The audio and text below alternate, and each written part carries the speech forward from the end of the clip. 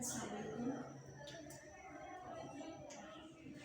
आज हम जो टॉपिक स्टार्ट कर रहे हैं, जो चैप्टर है हमारा, वो है set functions and graphs. Chapter name क्या है? सेट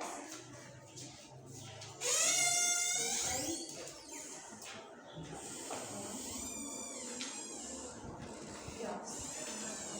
लेकिन इसमें सबसे पहले जो चीज़ हम डिस्कस करेंगे वो होगी सेट्स, यानी जो टॉपिक हम आज डिस्कस करेंगे वो क्या होगा? सेट। अब सेट क्या होते हैं ये पता होना चाहिए आप लोगों को। तो सेट किसको कहा जाता है कि अगर हमारे पास वेल डिफाइंड कलेक्शन हो किसी ऑब्जेक्ट्स की, तो उसको हम कहते हैं सेट। अब इसको हम क्लास में बैठे हुए तो हम क्लास के मुताबिक ही इसको लेके चलते हैं कि हम किस चीज़ को सेट कह सकते हैं। अब इसमें एक वर्ड यूज़ हुआ है वेल डिफाइंड। वेल डिफाइंड का मतलब क्या हुआ कि ऐसी चीज़ें जिनको हम क्या कर सकें, काउंट कर सकें या फाइंड कर सकें। ठीक है, तो अब क्लास में हम बैठे हुए हैं तो सबसे पहले तो आप स्टूडेंट्स हो गए, तो हम कह सकते हैं कि जो आपकी क्लास की स्ट्रेंथ है, यानी जो आप लोग हो, तो आप क्या हो? सेट हो। किसका? Set of students. उसके अलावा जो चेयर्स पड़ी हुई है यहाँ पे, उनको भी हम कह सकते हैं कि ये हमारे पास क्या है? हमारे पास सेट ऑफ चेयर्स हैं।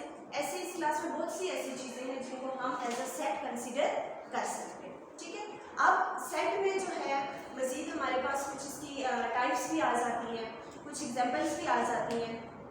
तो बुक के अकॉर्डिंग अगर हम देखें तो सबसे पहले तो इसकी डेफिनेशन हम देख लेते हैं कि well defined collection of distinct object is called set. उसके बाद क्या कहते हैं कि हमारे पास जो सेट लिखने का जो मेथड होता है वो हमारे पास 3 तरह का होता है। सबसे पहला मेथड जो होता है वो होता है डिस्क्रिप्टिव मेथड। अब डिस्क्रिप्टिव मेथड जो होता है वो कौन सा मेथड होता है कि अगर हमारे पास कोई भी सेट मौजूद है, यानी हम कह देते हैं कि नेचुरल नंबर का सेट है n, और नेचुरल नंबर में कौन कौन से आ जाते हैं? किस टाइप का सेट होता है? 1 से स्टार्ट होता है ना, 1 2 3। अच्छा, नेचुरल नंबर का जो सेट होता है ये डिफाइन होता है या अनडिफाइन होता है? अनडिफाइन होता है। ठीक है, तो अब देखिए इसको हम कह सकते हैं कि ये हमारे पास कौन सा सेट है? नेचुरल नंबर का। लेकिन अगर इसी सेट को हम डिस्क्रिप्टिव मेथड में लिखें तो इनको हम लिखेंगे इन वर्ड्स, यानी सेट ऑफ नेचुरल नंबर। इसको मैं कह सकती हूँ n इज इक्वल टू, यानी इसको मैं लिख सकती हूँ in other words set of natural numbers.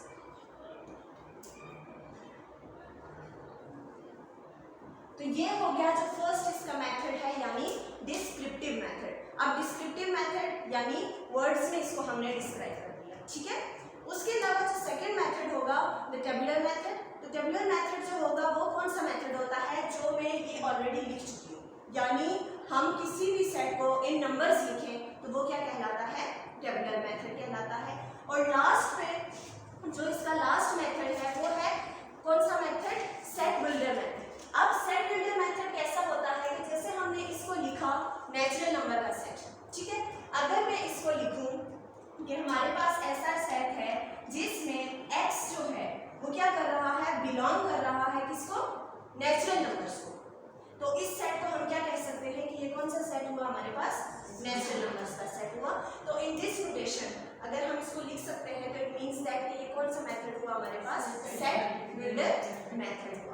उसके बाद सेट की कुछ टाइप्स हैं हमारे पास कि सेट हमारे पास कौन कौन सी टाइप्स के होते हैं। यानी हमारा जो पहला सेट होगा वो होता है इक्वल सेट। अब इक्वल सेट क्या होता है? जब भी हम कोई से 2 सेट्स लेते हैं, ठीक है, जब कोई 2 सेट लेते हैं हम, यानी अगर हमारे पास सेट ए है तो उसके एलिमेंट्स जो होंगे, फर्ज किया अगर मैं ये इवन नंबर्स का सेट लेती हूँ तो 2 4 6 8, ये मैंने इवन नंबर्स का सेट ले लिया। अब ये सेट उस कंडीशन में सेट बी के इक्वल होगा जब इसके एलिमेंट्स और number of elements both will be equal. अगर यहाँ पे ये इवन नंबर का सेट है तो अगर सेट बी भी हमारे पास इवन नंबर्स का ही सेट होगा, यानी देखिए नंबर ऑफ एलिमेंट यहाँ पे कितने 1 2 3 4, यहाँ पे भी मस्ट कितने होंगे 4, और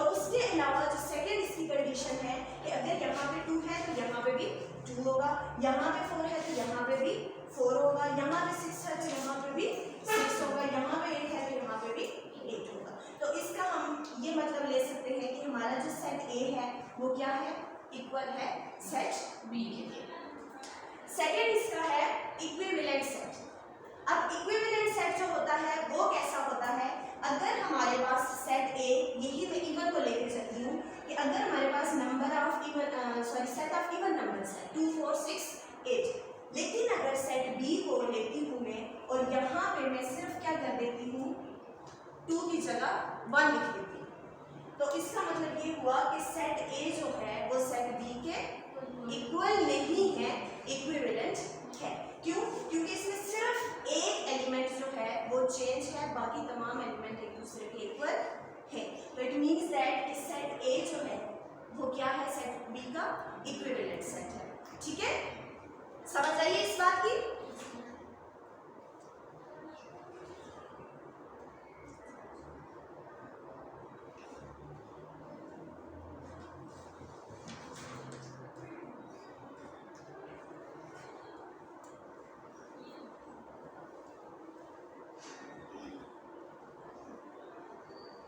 अच्छा, अब देखिए सिंगलटन सेट, एम्प्टी सेट और नल सेट। तो सिंगलटन सेट कौन सा सेट होता है, बता सकता है कोई?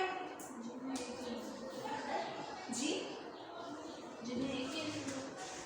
सिंगलटन सेट कौन सा होता है जिसमें एक ही सेट हो हमारे पास, यानी एक ही एलिमेंट हो हमारे पास। यानी अगर मैं लेती हूँ सेट ए, तो अगर उसका एक ही एलिमेंट है, या वो 1 भी हो सकता है, उस सेट का एलिमेंट 2 भी हो सकता है, कोई भी नंबर हो सकता है, लेकिन कितने नंबर होने चाहिए, एक ही नंबर होना चाहिए। ठीक है, तो ऐसे सेट को हम क्या कहते हैं, सिंगलटन सेट। और उसके अलावा नल सेट और एम्प्टी सेट। नल सेट और एम्प्टी सेट क्या होता है, जिसमें कोई एलिमेंट ना हो। इसको हम डिनोट किससे करते हैं, या 5 से, ऐसा ही। लेकिन बस टाइम ऐसा होता है कि हम इसको ऐसे लिख लेते हैं। Is it true? No, why?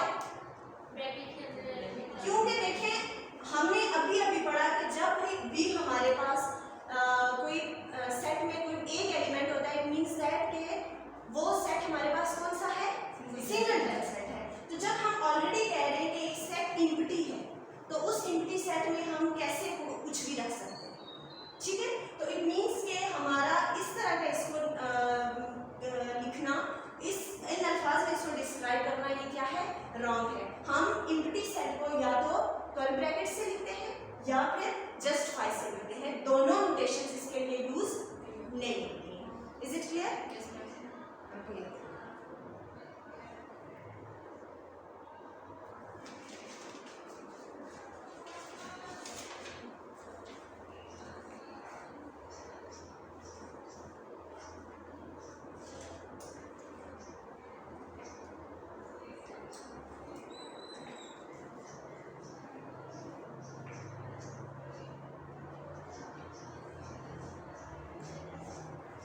अच्छा, नेक्स्ट है finite and infinite sets.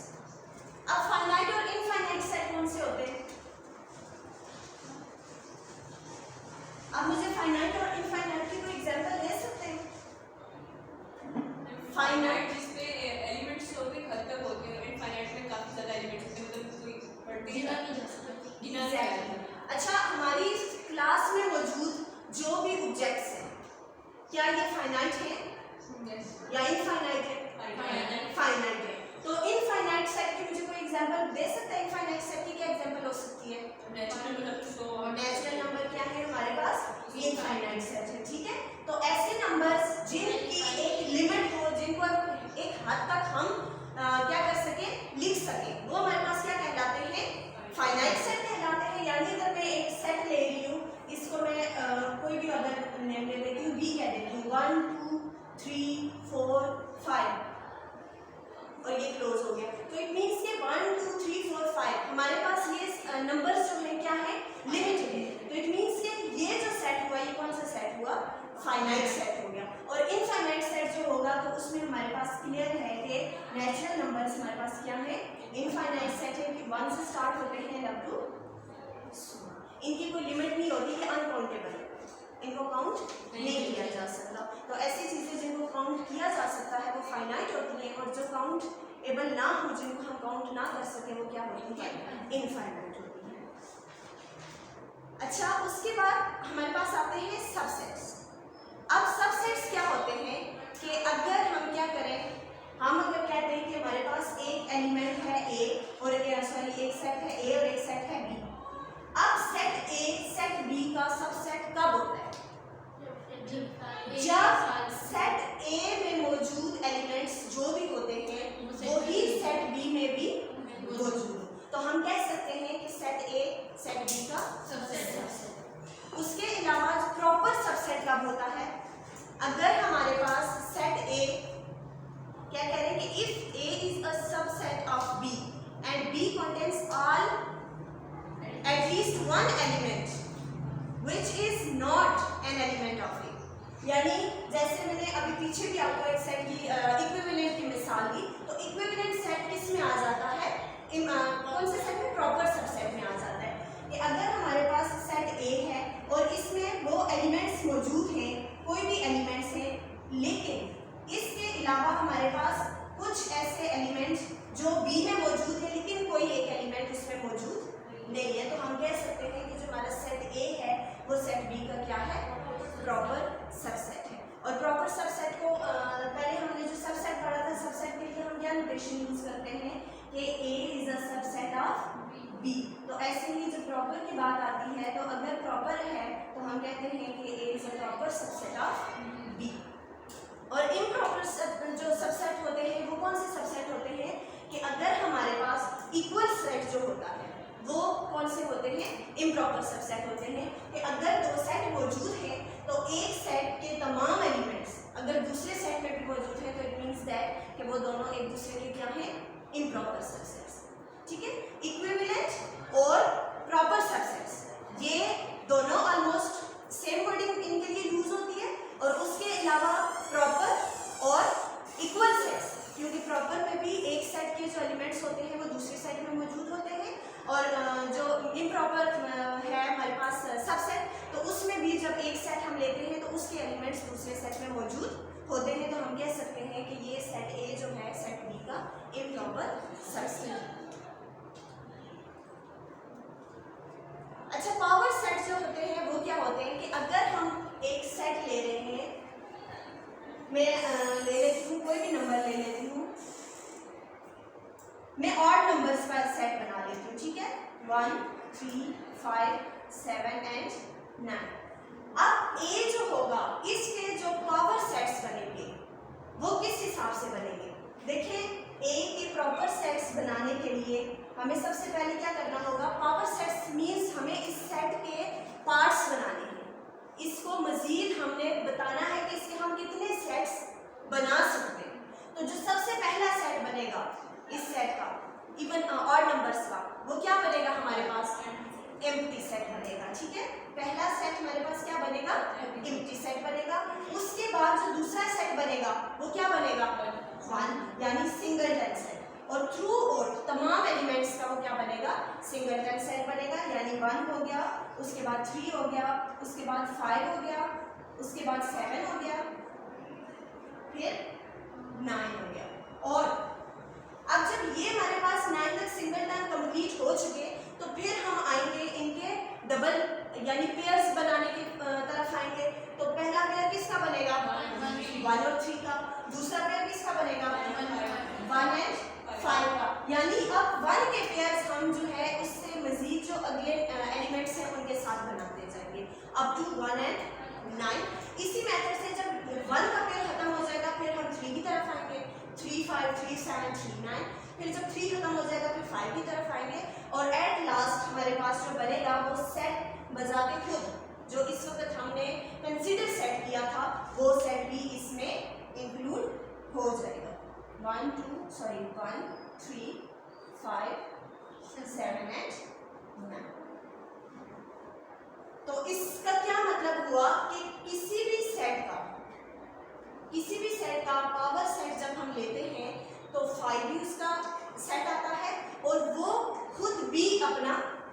Set बना। ठीक है, तो इट मीन्स दैट कि एक सेट जो है वो अपना सबसेट खुद हो सकता है। ठीक है, ये यहाँ पे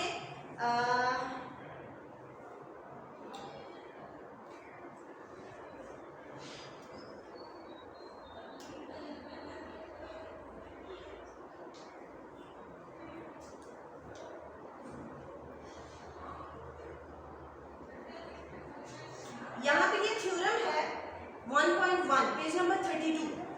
तो इसमें देखें इन्होंने ये चीज पूछी है कि the empty set is the subset of every set. तो अगर हम इस को देखते हुए चले, जो हमने पावर सेट की एक एग्जांपल ली है छोटी सी, तो इसमें अगर आप देखें तो पहला जो सेट बना वो कौन सा बना? एम्प्टी सेट 5 बना। ठीक है, तो इसके मुताबिक हमारा जो थ्योरम है 1.1, तो जो उन्होंने पूछा है कि the empty set is a subset of every set, तो it means that it is true. Empty set जो है वो हर सेट का सबसेट होता है। जब भी हम किसी भी सेट, चाहे वो नेचुरल है, चाहे वो होल है, चाहे वो रैशनल है, जो मर्जी है, जब भी हम उसका पावर सेट बनाएंगे तो उसमें हमारे पास सबसे पहला जो सेट आएगा वो कौन सा सेट आएगा?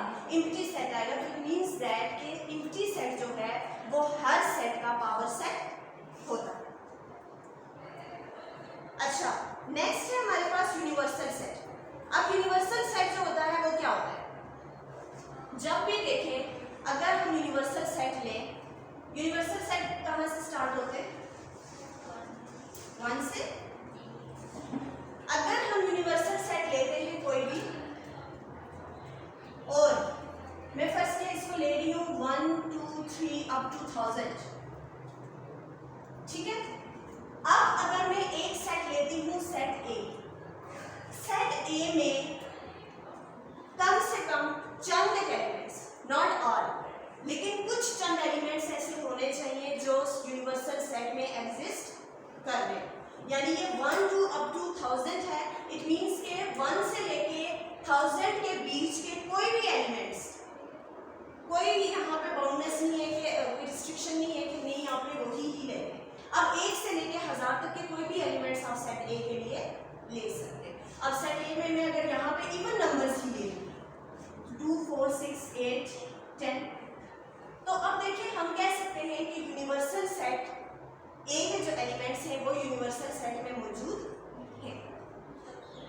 ऐसे ही है ना, यूनिवर्सल सेट के जितने भी एलिमेंट्स हैं, चले इवन को छोड़ के कुछ चंद, लेकिन ए में जो भी नंबर्स मौजूद है हमारे पास, जो भी एलिमेंट्स हमारे पास मौजूद है, वो यूनिवर्सल सेट में मस्ट हो। ठीक है, तो when we are studying any branch of mathematics, the sets with which we have to deal are generally subset of a bigger set. तो it means that कि ये सबसेट ही हुआ ना इनका। देखें, कम से कम, ज़्यादा से ज़्यादा ना, कम से कम कुछ एलिमेंट्स ऐसे हैं जो यूनिवर्सल सेट में एग्जिस्ट कर रहे हैं। तो इट मीन्स दैट कि ए जो है वो क्या है? सबसेट है यूनिवर्सल सेट का। ठीक है,